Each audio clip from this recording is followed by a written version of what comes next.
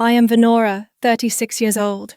I once believed that if I stayed useful, quiet, and loyal enough, they would eventually make room for me. But then came a wedding brunch invitation, my name listed not as family, but as a branding asset. Family always finds its way back, the card read. And I understood some people don't return for you. They return for what they can still use. I never liked how my name looked in bold. It always felt like shouting through glass loud, but still unseen. The email came just after I poured the second cup of coffee. I hadn't meant to check anything work-related. I was between notes on a soil audit and a quarterly grant report, letting the steam rise and curl around the rim of my mug. The subject line didn't register at first. Family reunion logistics, final draft. It was from Nancy Caldwell, which meant it would be detailed, efficient, and mercilessly excluding. She had always been the one to manage the spreadsheets of belonging, who shared a room with whom, which salad belonged to which lineage, whose name went first. I clicked. Not out of expectation, just habit. 23 names, listed by household. Beneath each assigned arrival time seating maps, preferred desserts. It had all the quiet force of a wedding program, except I wasn't in it. I scanned again slowly this time, giving my eyes a chance to adjust. Nothing. No Venora. Not in the guest list, not in the schedule, not even in the transportation logistics, not even a typo to misread. At the bottom there was a link to a shared photo folder. I clicked, knowing I shouldn't. A college opened, cropped and filtered, autumn-toned, curated nostalgia. In the center was the family's posed shot from last Thanksgiving, arranged on the farmhouse steps in front of the ivy-covered wall. I knew that ivy. I remembered brushing against it, leaving a faint green mark on my grey coat. In the original photo, I had been standing third, from the right. In this version, that space was occupied by Stephanie's golden retriever, Moose. He wore a tartan scarf and had his front paws perched upright on Evelyn's knee. Someone had photoshopped the dog in with surgical care. My outline had been completely removed, even the bit of hair that had caught the sunlight. They hadn't just erased me. They had replaced me with a dog. My phone buzzed. Megan's name lit up the screen, something about a supplier delay. I ignored it. My thumb hovered, then tapped Michael. 3 rings. Then his voice faint, distracted. "Maybe Mom thought you wouldn't be interested." There was no pause, no regret. Just the sentence dropped like change on a countertop. Not even a question. I didn't answer. I ended the call before the silence dragged me further in. I went back to the document and clicked on the attached menu draft. It opened into a sleek PDF with pastel fonts. I scrolled through until I saw it. Stephanie's family favorite. Spiced yam casserole with nutmeg butter glaze. It was the exact recipe I had first made when I was 22.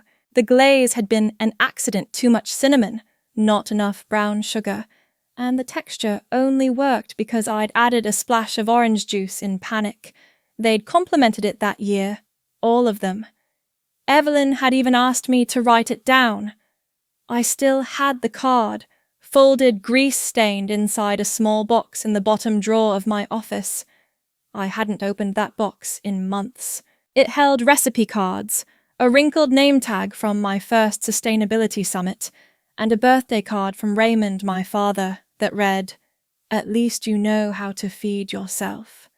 I'd once thought that was his way of saying he saw me. Now I knew better. I stood up and walked across the room, the coffee cooling in my palm. Outside the window, the wind shifted the light through the greenhouse canopy. The plants swayed gently, uninvolved. On the bookshelf, the framed family photo from 2012 remained. I picked it up. In that one I was still in the picture. Not smiling exactly, but visible. standing between Stephanie and Michael, wearing a brown wool coat with buttons that never closed quite right. My hands were folded in front of me, like I wasn't sure what to do with them. I set the frame face down. There was a knock on the door. Megan again. She peeked in. "You want me to push the 10 a.m.? Still waiting on confirmation from the council rep. I nodded. She noticed the browser window still open behind me. "Everything all right?" I didn't respond. She read the room and stepped out. I sat back down, laid the mug on a cork coaster, and stared at the blinking cursor beside the word draft. In the background, the office printer whirred. Someone was refilling the compost bins outside the service corridor. I could smell rosemary through the open vents, which meant the greenhouse interns had begun pruning. It was a normal day. And yet, I was in a photo that no longer existed. The last time I had spoken to Evelyn in person was 3 months ago at Stephanie's engagement brunch.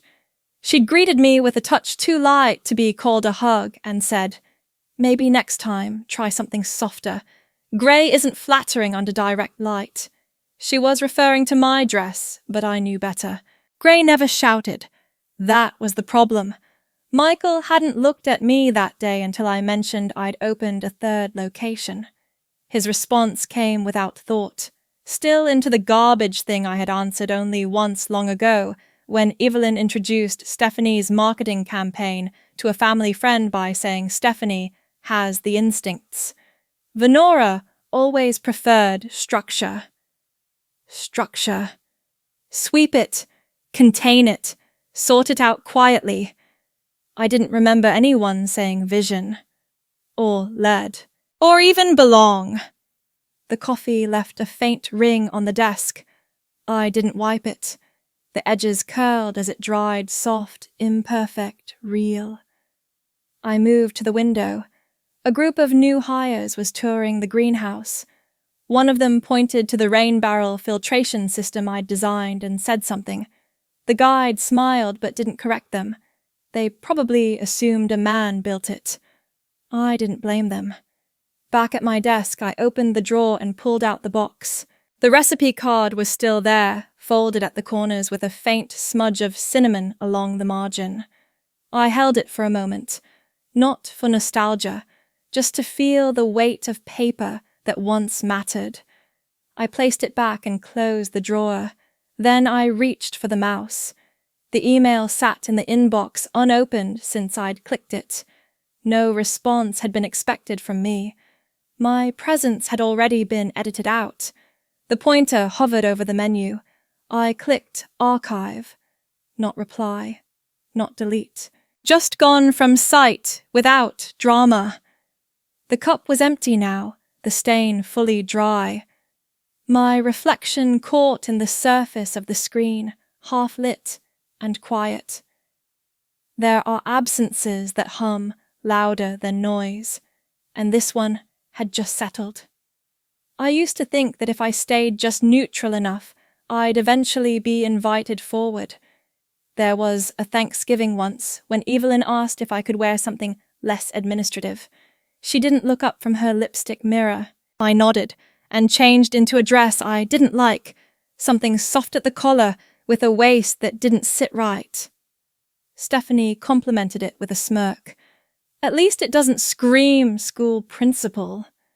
I didn't respond.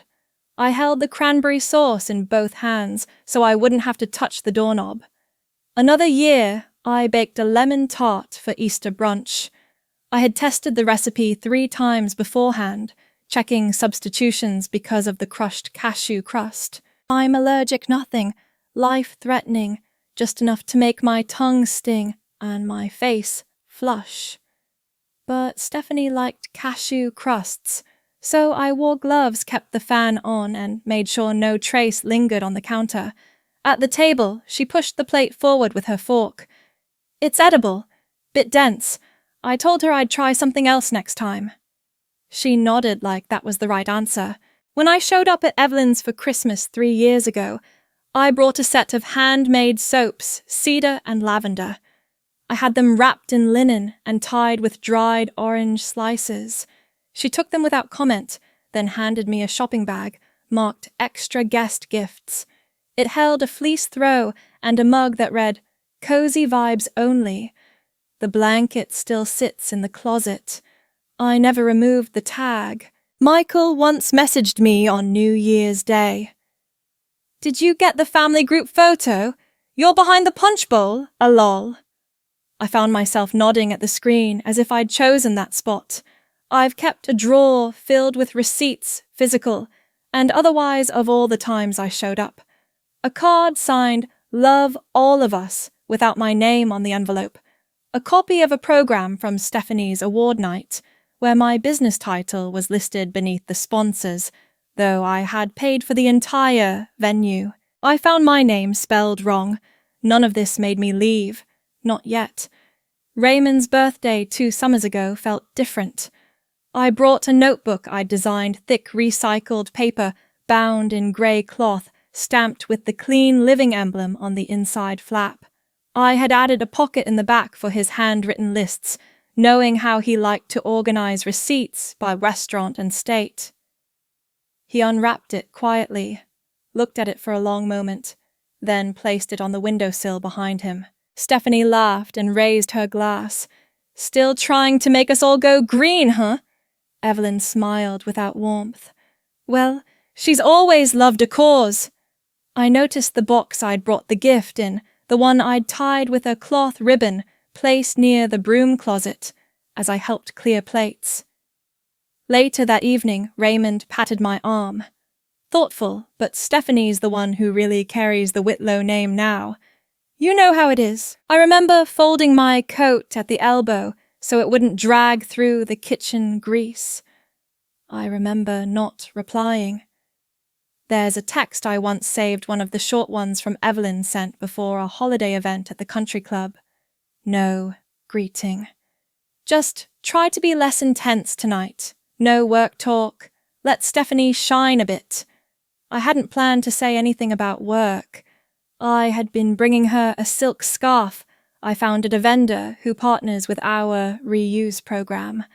I left it in the car. Michael offered to drive me home that night. We sat in silence most of the way. Just before pulling into my street, he asked if I still had time to do that trash thing, then added, I guess you've made it your thing. I told him I liked it better than pretending. He didn't speak again. I kept showing up. I kept answering invitations without being included in the photo. I kept offering dishes no one asked for and leaving with empty containers. I smiled when Evelyn called Stephanie our most visible success. I nodded when Raymond forgot the name of my company and referred to it as that compost startup. For years I thought effort earned place. I adjusted, adapted, reduced myself to the right colour palette and bite-sized sentences. I folded my ambition under linen napkins and let others serve it under different names. There's a pin I keep inside my coat pocket now. It's small brushed brass, shaped like a leaf. One of the interns made it for me last fall after a city council vote passed in our favour. I never wear it openly, but I like knowing it's there. Sometimes I trace the edge with my thumb when I'm alone in elevators. It reminds me that recognition can be quiet. I used to think the wall was thin, that if I just kept pressing against it, some part of me would pass through, but it thickened every time I was thanked with someone else's name. I used to keep envelopes like they meant something. There's a box in the bottom drawer of my office cabinet. Inside it, letters and cards folded into years. Not arranged by date, just layered by tone. The thicker ones were from Nancy, typed and color-coded. The lighter ones came from Stephanie in her narrow, even handwriting that always looked copied from a catalogue. Most had no return address, just names at the top, and often not mine. One envelope cream with a foil lining is marked Michael and Family. The ink has smudged along the edge from moisture. either rain or a careless countertop. It was his wedding announcement. Tucked inside the RSVP card had already been filled out, as if I'd reply on behalf of someone else. There's another one addressed to the Whitlow children. No individual names. Inside a folded invitation with Stephanie's monogram stamped in rose gold. No greeting, no signature, just a schedule, a gift registry, and an RSVP deadline circled twice. I remember opening that one at the office too. Megan asked if I was going. I told her I hadn't decided. The truth was, I didn't feel invited. Taped to the inside of the box lid is a small note slightly torn on one corner, the handwriting familiar. My name had once been printed across the top in blue ink, but someone had scratched it out and written Stephanie instead. I kept it not because of what it said, but because of what had been undone. I don't think anyone meant for me to see the change.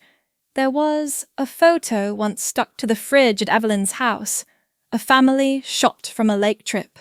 Stephanie had curated everyone's outfits into earth tones. I stood to the far right, 1 foot cropped off face angled just enough to catch the glare of the overhead light. When I commented on it, Evelyn smoothed her napkin and replied, "It's a fridge, not a gallery." That same day I'd handed her an article clipped from the paper. It was the first press piece about Clean Living's partnership with the city. She took it with 2 fingers, glanced at the title and said, "Don't forget to dress nicely if they put you on camera. Dark colours are more forgiving." When I brought a copy to Stephanie, she skimmed the subheading and nodded. "It's great you have something to keep you busy. The article is folded inside the same box now. I've highlighted nothing. There's a faint coffee ring across the bottom edge." I remember holding it while sitting in the break room, unsure where to put it, after no one asked for a second copy. Stephanie once sent me a Christmas card with a picture of her dog in a velvet bow tie. It read, "From all of us," and was signed only with her initials. The envelope was addressed to the Whitlow household, even though she'd mailed it to the office. I kept it anyway, not out of sentiment, just to remember what being blurred looks like. There's a small pouch in the box too, linen tied with string. Inside it, a button from the coat I wore when I gave my first TEDx talk. It had fallen off minutes before I went on stage. I had stuffed it in my pocket and never sewn it back. I told myself I would after someone noticed. No one did. I used to think these were isolated oversights, that names got missed faces cropped by accident intentions misunderstood in the rush of planning. But some patterns don't break with time. They harden. Raymond once looked over a flyer I made for a local clean water campaign. He nodded through it, then handed it back with the words, "Stephanie's better at the branding stuff." You've got the grit, though. The grit. Like something that clings but doesn't shine. I don't resent that word. I just remember how it felt sitting on my shoulders like sawdust. When Michael bought his second house, he sent an email to the family thread with a link to photos. The subject line was "The New Whitlow Nest." I replied with a simple, "Congrats." There was no response. 2 weeks later, he called to ask if I could help with waste management for the renovation. I offered the contact of a woman-led removal crew I had mentored. He said, "Are they real professionals, though?" I didn't reply. I keep the flyer from that crew's first month of business. It's tucked inside the box next to a hotel keycard I once forgot to return after a sustainability conference. On the back of the card I had scribbled a quote, "Invisible labor still holds the roof up." I don't know where I heard it. Might have been mine. There's one envelope I never opened. It's marked with a wedding logo, Stephanie's again. I knew what was inside itinerary dress code menu preferences. The corner of the flap is still sealed, a smudge of wax where her insignia once held. I never needed to read it. I had already lived the outline. I once thought if I gathered these small forgettings, stacked them carefully, they would form something whole, proof that I existed between the lines. But names don't echo in silence. They vanish. I placed the envelope back inside the box, smoothed the papers until the lid lay flat. The seal clicked gently into place. And that was enough. Recognition doesn't always arrive with sound. Sometimes it lands like static barely there until you tune into the right frequency. Megan left the file open on my desk, unaware. The event brief was tucked inside a portfolio for press clearance under notes about capacity limits and dietary restrictions. I only noticed it because the name Langford appeared in bold on a header I hadn't approved. Maison Alder, private event, hosted by Whitlow Langford family. I blinked once, then again. I turned the page and read the words that were never meant for me. A paragraph written by Nancy Caldwell in pale font, flagged internal, only avoid press angles that include Venora. The family narrative should center on Carter and Stephanie's shared vision, avoid sanitation angles. Not aligned with aspirational tone. I didn't mark it with a pen. I didn't call anyone. I placed the folder back where Megan had left it and folded my hands until the creases in my palms settled. A caption had gone live that morning, shared by someone on Stephanie's guest list. I saw it only because one of our vendors tagged the restaurant by mistake. A photo of the dining room chandelier glowing warm above the table I had chosen piece by piece. Candles, low napkins knotted just so. The caption read, "Thank you for a night full of grace and Whitlow class." I didn't comment. I didn't share. I just studied the table. Someone had replaced the centerpiece I designed. The wooden bowl of rosemary and citrus had been swapped for white orchids imported fragile. The kind that don't last.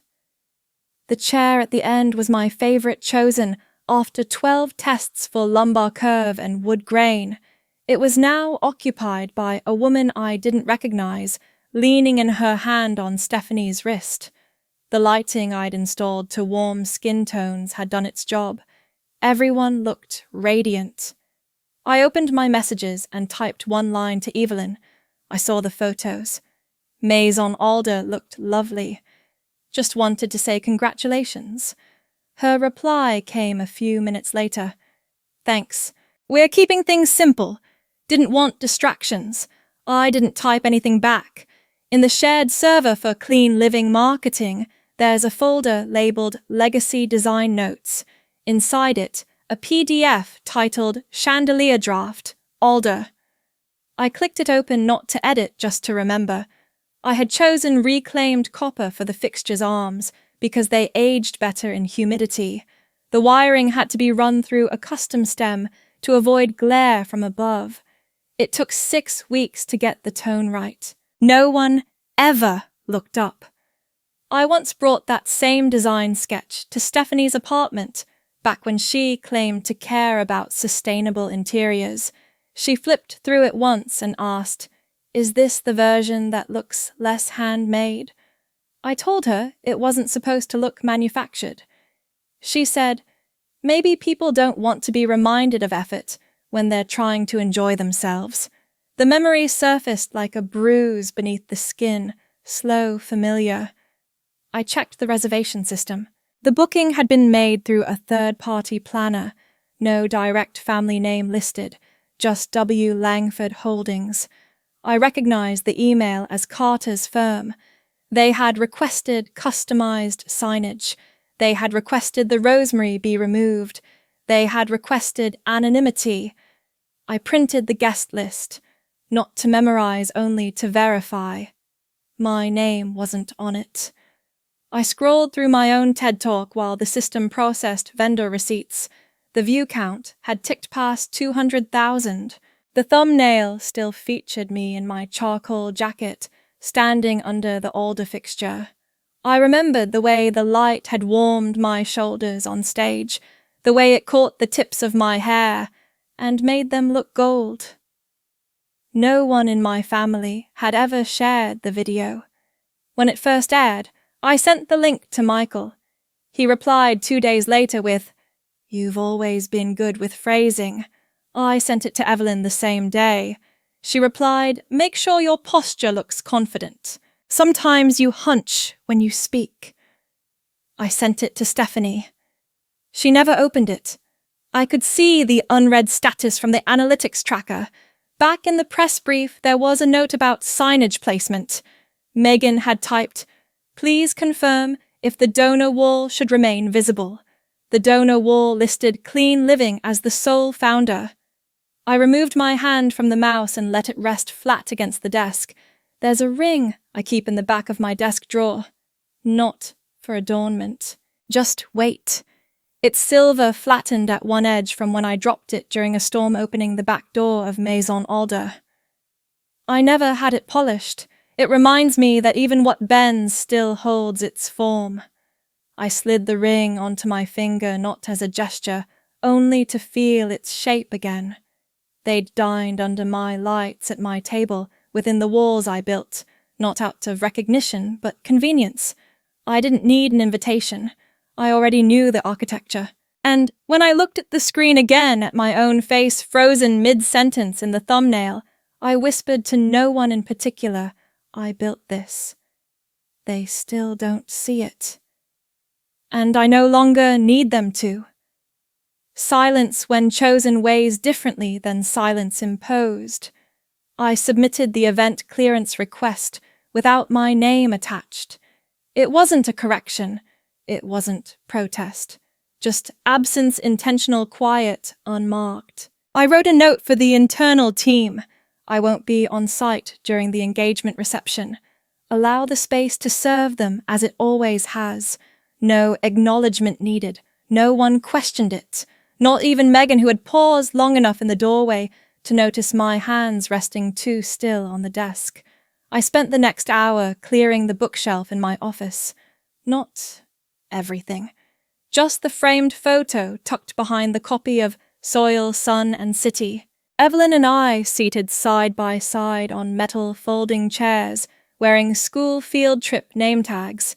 My face looked pulled back as if trying to stay still for someone else's lens. The glass frame left a faint rectangle on the wood when I removed it. I wrapped it in brown paper, no label, and placed it inside the storage box beneath the desk. The tape on the flap didn't stick well. I pressed it down with my palm until it flattened. On my coat rack, I spotted the pin. Gold-toned, discreet, embossed with the Clean Living logo, our first design before the rebrand. I had worn it at every early meeting. Evelyn once called it a little too proud, maybe. Makes it look like you need reminding. I didn't argue. I just stopped wearing it when I visited her house. I unclipped the pin from my blazer and placed it in a plain envelope. I sealed it without writing anything. No note, no name. I left it in the outgoing mail tray addressed to my mother's initials only. Later that afternoon, I opened the archive folder in our system and renamed the new project draft Eliot Branch, Founding Layout. Not because I needed it to stand apart, but because it did. Eliot was my grandmother's town. She had lived above a bakery and taught me how to rinse herbs without bruising the leaves. When I first sketched the compost model, it was on her grocery list pad. The paper had torn when I pressed too hard. She smiled, handed me another page and said, "Build softer next time. It lasts longer." I typed her name into the header line and saved the file. There was no ceremony. Later, I opened my social media feed and went through the list, one by one. Michael, Stephanie, Evelyn, Nancy. I didn't block. I didn't message. I clicked unfollow quietly, like turning off lights in an empty room. One of them had posted a photo from the engagement shoot. Stephanie stood beneath an oak tree in a silk dress, holding a bouquet of pale green stems. "Soon to be Mrs. Langford," the caption read. In the corner of the frame, I recognized a chair from the older showroom. I closed the app. There's a shelf in my office that holds small containers of preserved soil samples, sandstone, clay-rich compost. One of them is labeled Whitlow Farm, Trial Bed. I removed the label and placed the jar in a drawer. I didn't throw it away. I just didn't need the name anymore. Leona emailed that night. She had attached the contract draft for the Eliot expansion. Her message was short: "You're ready." I replied with 3 words: "Let's begin there." There was no mention of family. There never had to be. That night, I sat at my desk longer than usual, the hallway outside dimmed as the building settled into quiet. I reviewed the staffing plans, then closed the screen. I opened the box under my desk again and added the school photo frame to it. I tucked it between an unused guest badge and a folded apron I'd outgrown years ago. The tape held this time. Before I left, I walked up to the rooftop garden. The air was cooler and the lights below blinked faintly against the glass. From this height, the restaurant hosting the engagement party was just another warm rectangle in the distance, elevated but unremarkable. I stood near the ledge, my hand resting on the stone edge, fingertips tracing over the moss between cracks. They hadn't asked me to leave. They had just walked in like it was theirs. I didn't need to explain my absence. I didn't need to occupy a room that mistook my labor for furniture. From here, I could see the city curve beyond the buildings, the outline of the grid I had helped improve with a waste system they never credited. But the results didn't care. The streets stayed clean. The lines held. I didn't pack my things. I didn't lock anything behind me. I just stood. Not in defiance, not in defeat, just done. I no longer needed to walk out of anything. I only needed to make sure they never walked back in. Some spaces are quiet because they lack life. Others are quiet because they've been chosen. The apartment sits just above the greenhouse lab, close enough that in the early hours I can hear the spray misters hiss to life. I didn't decorate much. There's a small couch from a thrift store, a desk with uneven legs, a single brass lamp with a fraying cord, and a round table where I eat and sketch and fold laundry. The windows are tall, but the glass warps slightly near the top, which makes sunlight land differently depending on the day. I like not knowing exactly where the light will fall. I don't set an alarm anymore. I let the light do that. The walls are blank, no framed degrees, no photographs. Just 2 plants I've managed not to overwater, and a calendar still pinned to the month I moved in. I haven't crossed off the days. I haven't needed to. Most mornings begin the same. I fill the kettle, rinse the old blue mug, and wait for the whistle. The mug still has the faded text along the side. Don't wait to be invited. The rest has almost disappeared, but I know what it said. Build your seat. The glaze is chipped along the rim. Not enough to cut, just enough to remind me where the crack is. I rotate the handle to the left so the line faces out. That way I never drink from the broken side. I don't own a coffee maker anymore. Just the kettle, a pour-over cone, and 1 wooden stirrer. Everything fits into a drawer no one else uses. There's something calming about preparing something just for myself. Not making a full pot for the table. Not bringing a tray into a room full of noise. No one asks if I'll make extra or if we have any oat milk left. No one critiques the bitterness. No one says, "You still take it black. That's so intense." I take it black because it's mine. The first few days here were quiet in a way I hadn't expected. Not peaceful, just sparse. Like walking into a home where the furniture hasn't learned your shape yet. I spent those mornings doing small things, washing windows, folding hand towels, writing my name on file folders that had no one else's fingerprints. I left my phone face down on the counter most days, not because I was waiting, because I wasn't. The only notification that mattered was from the logistics team. The first shipment for the Eliot branch came early, 3 boxes of low-impact filters wrapped in biodegradable tape. The delivery form read, "To Clean Living, Eliot Expansion Unit. At-in Director, no name given." I signed the form. The driver hesitated, glancing behind me. Didn't expect the director to be the one accepting these. I didn't correct him, just held the clipboard until he looked away. Later that day I moved the boxes to the back corner of the room. I didn't open them. Just knowing they were mine to open was enough. There's a wool cardigan I wear most evenings, dark olive with a loose thread near the wrist that's never gotten worse but never vanished either. The elbows are thinning but the buttons hold.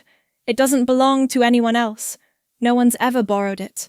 No one's ever said, "You know that makes you look older, right?" I wear it when I sketch. The draft pinned to the corkboard beside my desk has changed 3 times. The original layout for Eliot Branch had a curved ceiling plan. Now it's flat, more honest, more functional. The door handles are made from reclaimed pipe. The lighting comes from floor lanterns instead of ceiling fixtures. I erased the welcome signage. There won't be a scripted greeting. People will walk in and simply begin. One afternoon, while sorting through digital notes, I came across a video link someone had sent months ago. A woman I'd never met speaking at a community forum. Her topic, spaces that speak without permission. She didn't raise her voice. She didn't list credentials. She simply stood hands folded and said, "If they don't offer you a table, learn to build one. But don't mistake building for begging." I let the video play twice. That evening, I opened a fresh page in my sketchbook, not for design, just to list words I wanted the new space to embody. I wrote unbranded, rooted, light-filled, unapologetically silent. I didn't write my name at the top. Later that week, an envelope arrived in the mail, no sender listed. Inside was a folded thank you card. No message, just the Clean Living logo printed on the front, and a single typed line inside. "Your work changed our model for good." It wasn't signed. I didn't try to guess. I placed it in the top drawer of my desk beneath the packet of herb seeds and a notepad I haven't yet used. It didn't need display. Just keeping. There's a growing file on my desktop titled Legacy. I didn't name it that as a statement. It was a placeholder at first, but I never renamed it. It holds small things. PDFs of past lectures, a photo of my first compost unit in the back of an alley, a scan of the bar napkin where I first outlined the older location's kitchen airflow. There's also a folder inside marked Letters, where I save messages that no one else sees. That's where I saved Tasha's note. It arrived late in the evening, her name bold against the grey background. No greeting.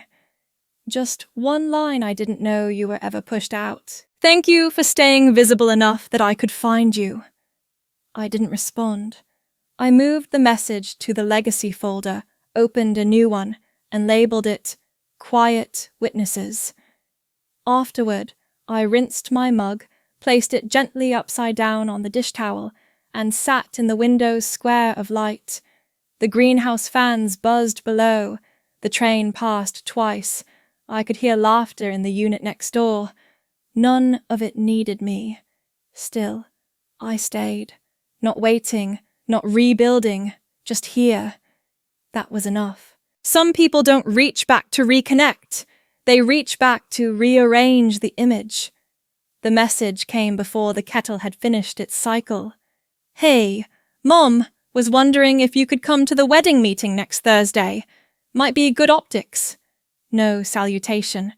Just the message sitting beneath Michael's name. Time-stamped casual directive. I didn't need to scroll further. The tone had already said more than the words. I set the phone down, screen up on the counter beside the small tray of sliced lemons I'd meant to steep into water. The lemon's edge had browned slightly where air met skin. I didn't throw it away, just left it there. Later that morning, during operations review, Megan lingered near the glass wall of my office. Her tablet was under her arm, but she didn't refer to it.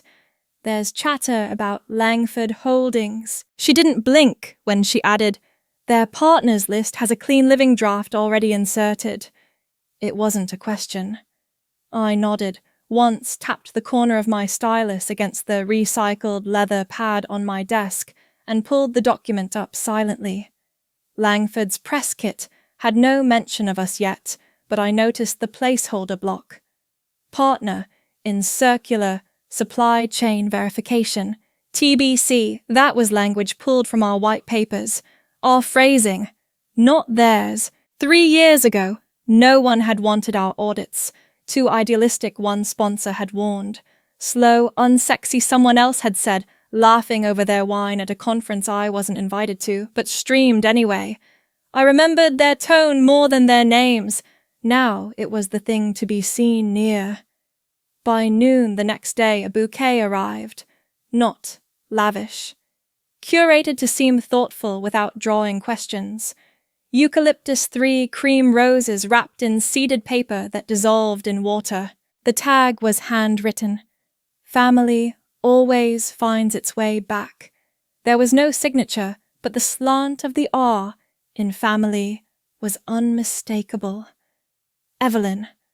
Always tilting right, always centering her name just slightly above midline when writing on cards. I didn't open the wrapping. I watched it soften overnight in the hallway until the eucalyptus began to curl at the ends. Then I placed it as is into the compost jar near the rear exit. The invitation came 2 days later. Heavy cardstock, navy trim, unembossed name. Not Venora Whitlow, not even Ms. Just Clean Living Director. Guest of honor. No seat number. No warm greeting. No note in the margin. But on the envelope seal was a version of our family crest, an oak tree flanked by 3 stars, gold-foiled and exact. It hadn't changed since I was 15, when I'd first drawn it on the back of a diner napkin sitting next to my father after a long road trip to visit Aunt Beatrice in Vermont. It had been scanned, refined, and polished since then. The sketch lines had been erased, my initials had not been included. Inside the invitation, the brunch was labeled as an intimate gathering, held again at Maison Alder, the very place where I had once stood silently in the back kitchen, while Stephanie's engagement event unfolded in full beneath the chandeliers I had commissioned. This time I was invited, but not as kin. I opened my calendar and slid the invitation between 2 paper-clipped pages. One of them was a sketch of the new composting facility design. The other, a keynote outline for a summit I was scheduled to lead in San Francisco. The sticker seal from the invitation rested lightly on my palm. I pressed it against the desk and rolled it slowly off, watching the foil cling to my skin for half a second before dulling. It left no mark. I dropped it in the wastepaper basket, then paused. I retrieved it and placed it in the compost instead. That night, another package arrived at the Clean Living headquarters. The receptionist buzzed once.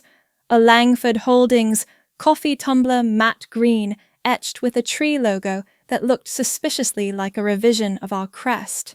Inside was a folded note, seeded paper. Again, thank you for being part of our sustainable vision. I ran my thumb along the inside of the lid. It hadn't been washed. It still smelled faintly of packaging glue. There was no mention of who had sent it, just the phrase printed twice, "We rise together." When I was younger, I used to write phrases like that in the margins of my sketchbooks. Once I had signed one of them. "We rise quietly, the rest is noise." I had taped it to my dorm room wall. No one noticed. I took it down the week Stephanie visited and told me to make the place less depressing. 3 days later, the staff gathered for a photo opportunity.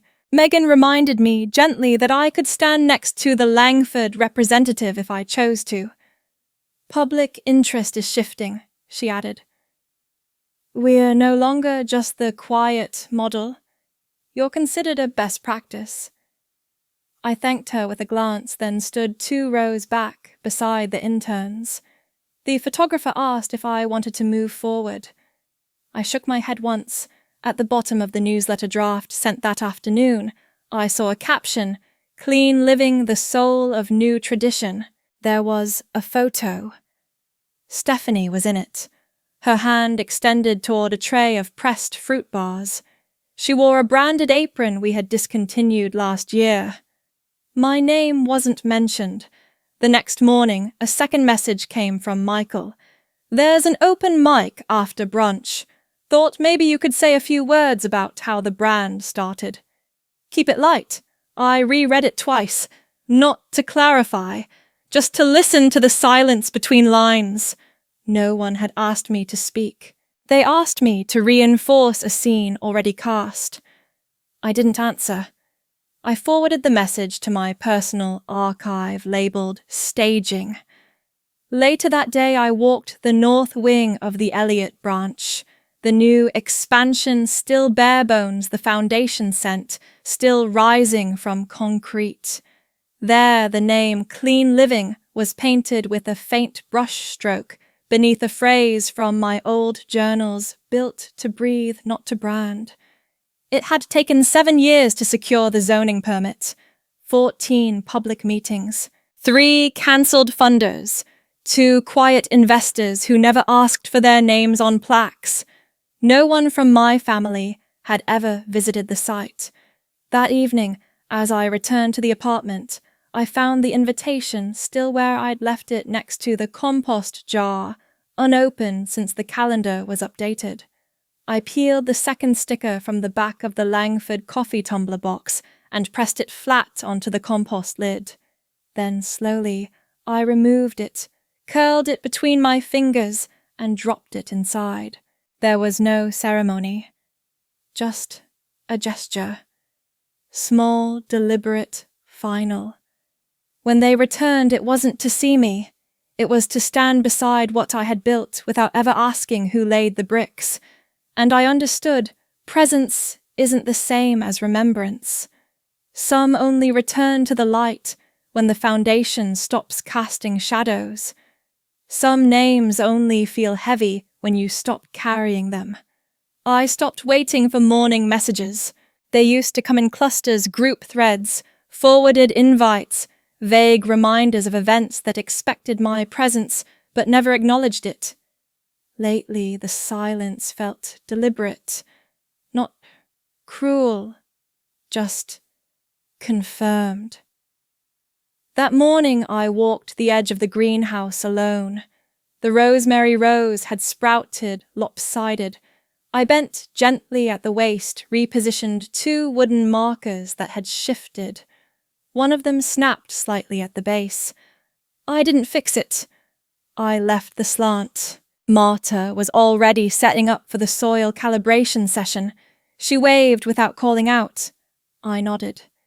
Between us was a quiet agreement. Some spaces don't require words to remain grounded. By 9, I had answered 6 emails, declined 2 panel invites, and sent a final confirmation to the principal of Parker Middle School. Their 6th graders were coming for a sustainability tour next week.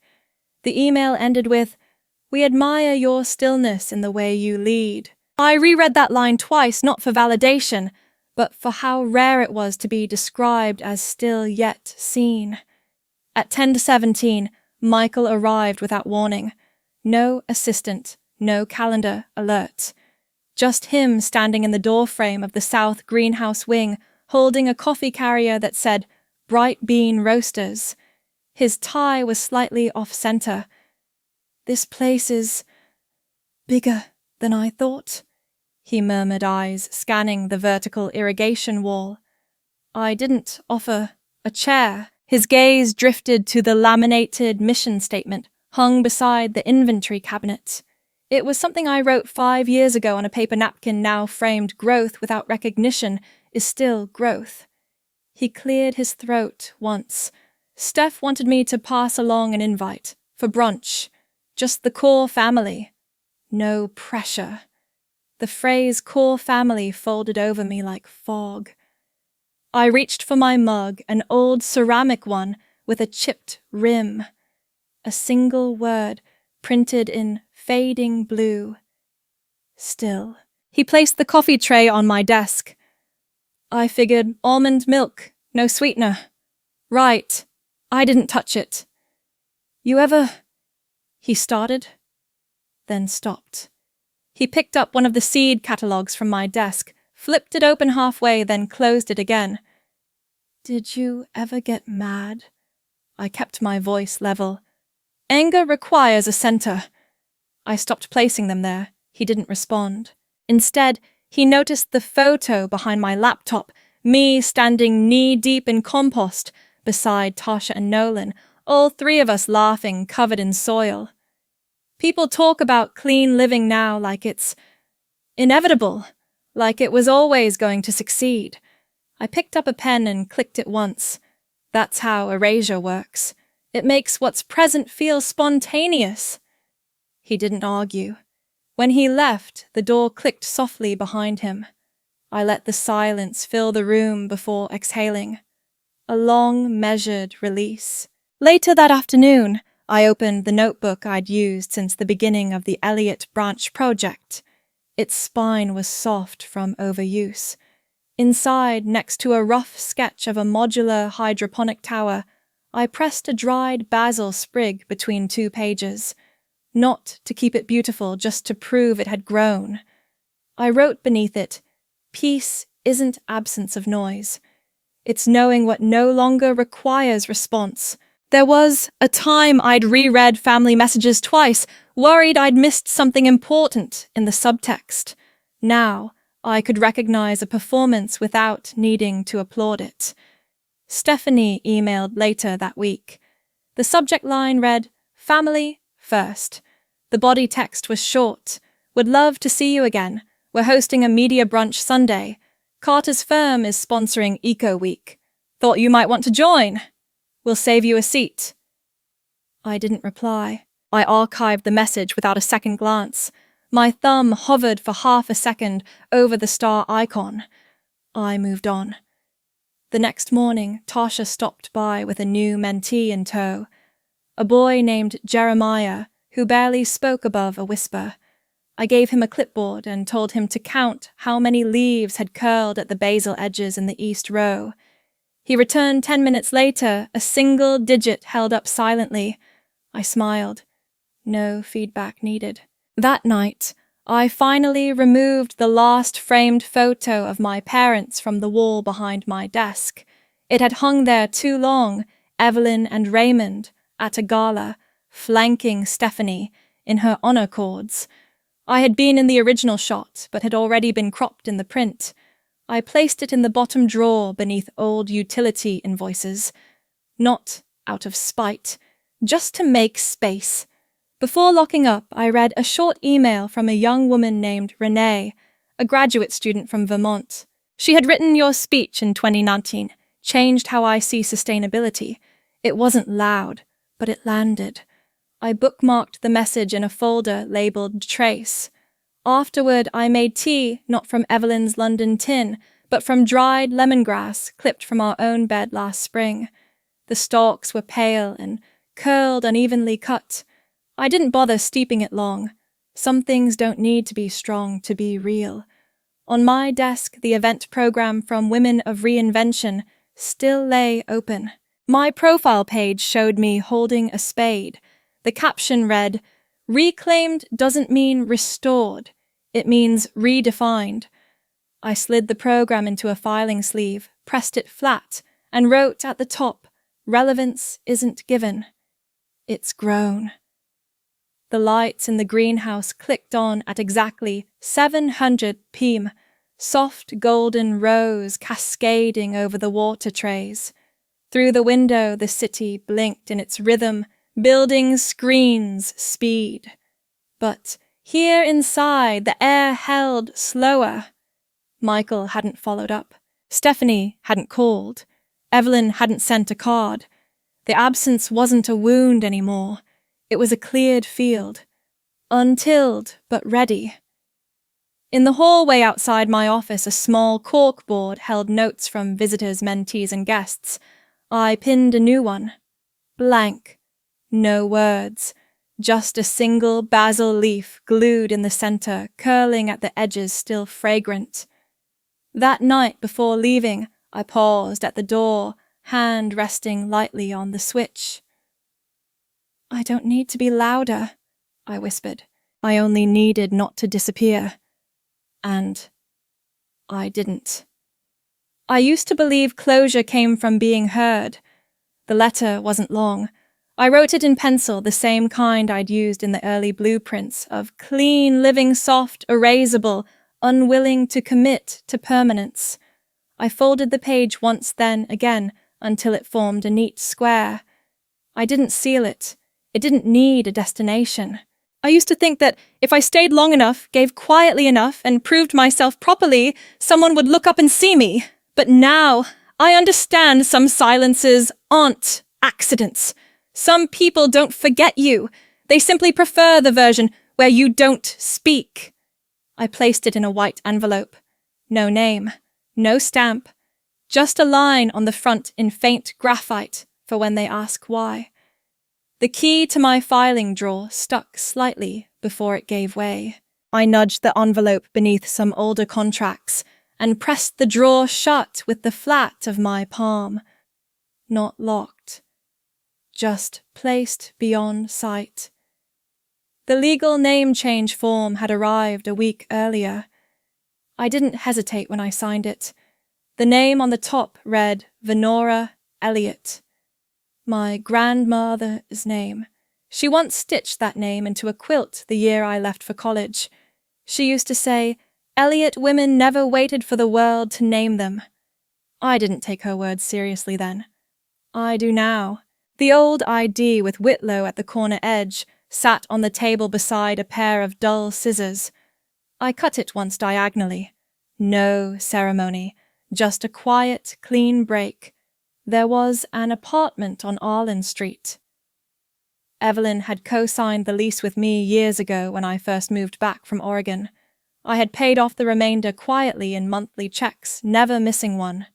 Still, I returned the key, placed it in a plain envelope. No note, no explanation.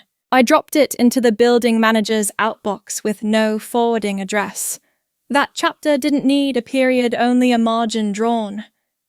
Megan had called that morning to confirm Maison Alder's new menu description.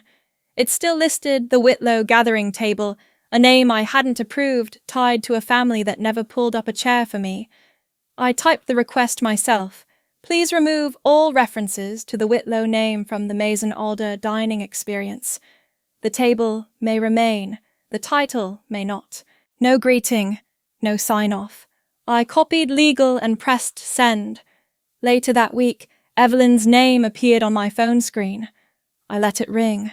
On the 5th attempt, I picked up. Her face filled the screen, sharp polished, practiced.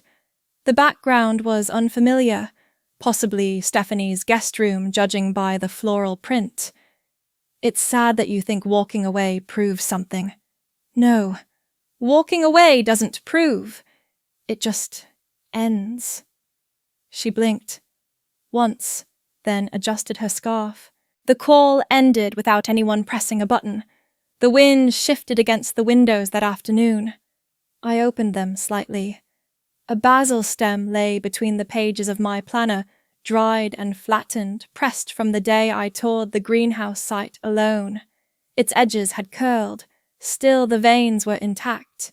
I signed 2 papers that day, one for the expansion of Clean Living's Westwood branch, another to finalize my name update with the county clerk. Both were done in quiet pen strokes, black ink, no flourish. A package arrived near sundown, a soft linen shirt, cream-colored with sleeves long enough to cover the small freckle on my wrist. I wore it the next morning without checking the mirror. No logo, no embroidery, just fabric that breathed and didn't restrict.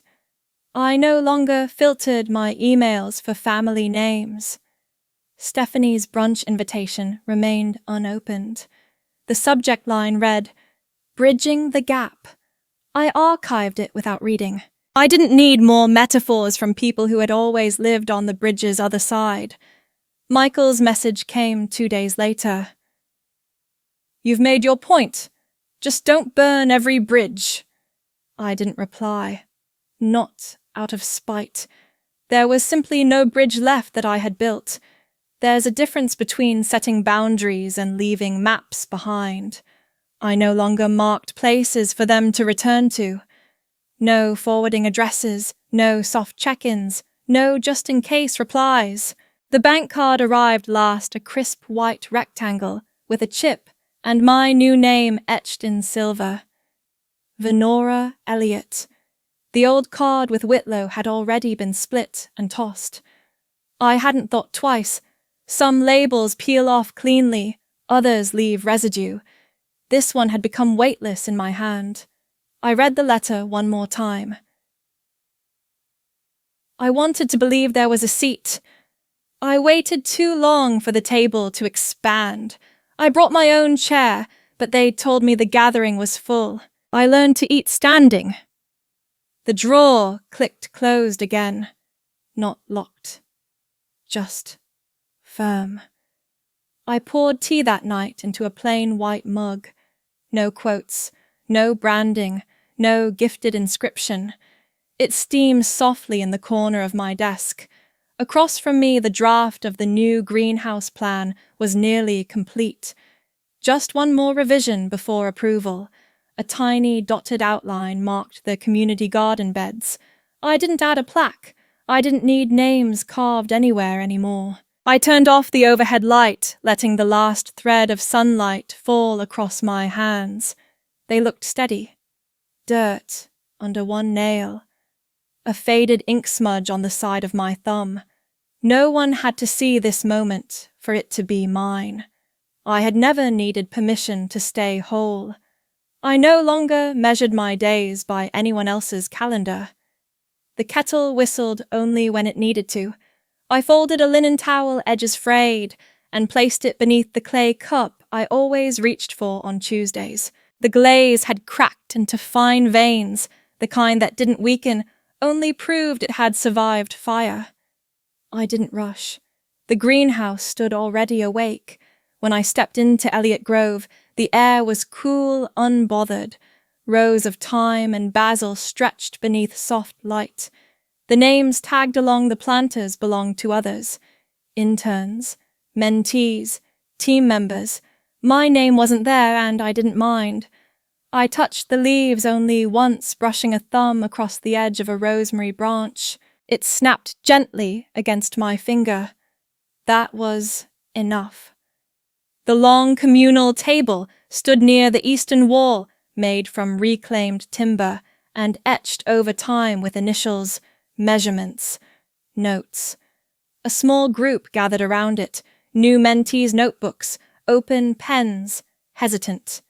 They didn't look up. They didn't need to. Tasha Munro stood at the far end, hair tied up, a smudge of soil on her sleeve. She held a compost jar in one hand and gestured to the table. "Don't plant before you listen," she said. "Soil speaks, just not loudly." I didn't interrupt.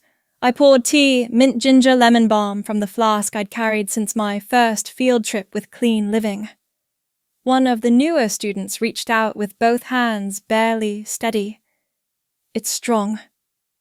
So are you.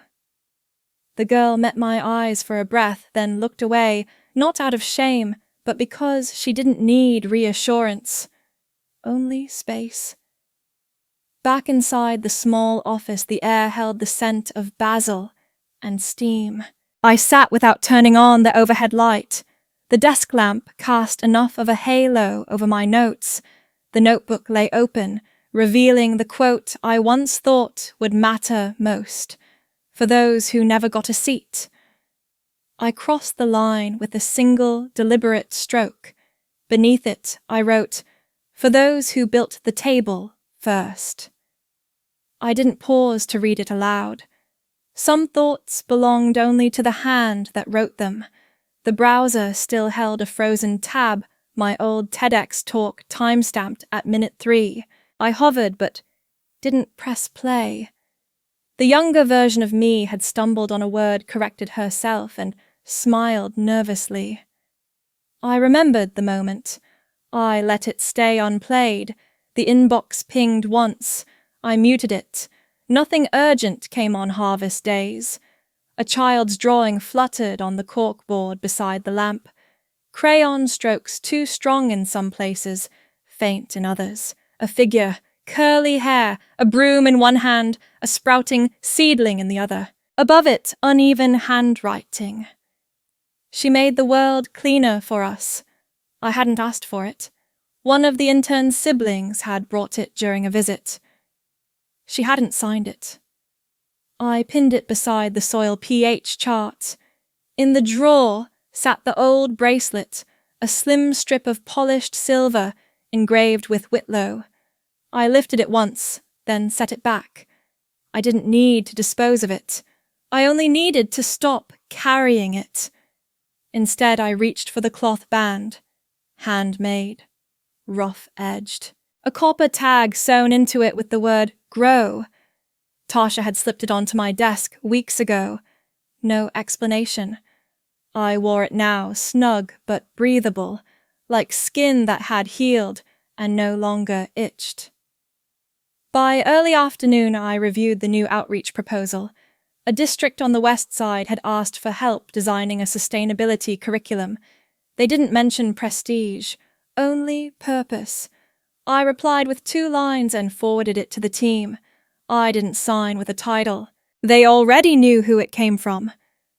A knock at the side window startled me.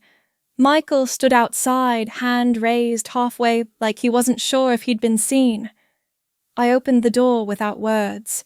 He stepped in, eyes scanning the quiet office. His gaze landed on the chalkboard by the back wall, where the team had written out 3 soil cycles. Then on the tea shelf, the tiny fridge humming. My chair. This place looks whole. I didn't answer. He hesitated, then sat in the guest chair. Did you ever feel mad about it all? I poured tea, set a cup in front of him, and finally said, "Anger needs a direction. I chose a boundary." He nodded like he understood, but understanding isn't always required. Before he left, he reached for the child's drawing. His finger paused above the words. She made the world cleaner for us. I didn't stop him from reading it. I didn't explain it. He left without finishing the tea. I erased nothing. That night, as the office emptied and only the glow from the greenhouse lights flickered against the windows, I packed my notebook. The last page had a line I hadn't written until this morning. Set the next table. This one is done. I didn't circle it. I didn't underline it. I turned off the lamp. The faint smell of earth and mint lingered. The window was still open. I let it stay that way. The wind carried no voices, just the scent of lemon soil and whatever grows quietly when no one is watching. I didn't think of Stephanie. I didn't think of Evelyn. I didn't rehearse the things I might have said. There was no conversation I needed to have, no version of myself waiting in a corner to be acknowledged. I closed the drawer, locked it, Then I walked to the door, not to leave, not to return, but because there was nothing more I needed to do inside. I didn't say goodbye. I was already living.